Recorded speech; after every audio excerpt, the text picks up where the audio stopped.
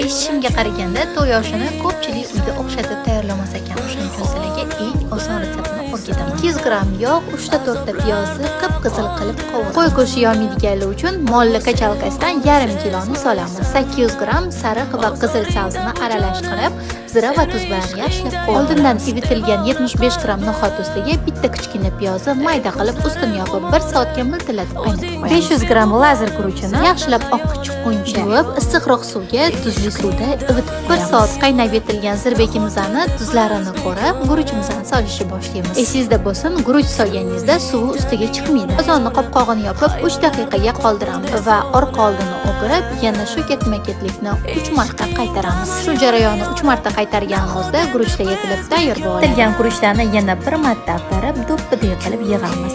Kapqir orqasi bilan teshib, ustidan zirani maydalab sepib, 15 daqiqaga eng past olovga dimlab qo'yamiz. Guruchlari sochilib ketadigan, hazmi ham oson bo'lgan to'y oshini endi siz ham tayyorlashni bilasiz. Bitta o'xshab chiqadigan retseptlar uchun obuna bo'lishni unutmang. Yoqimli ishtaha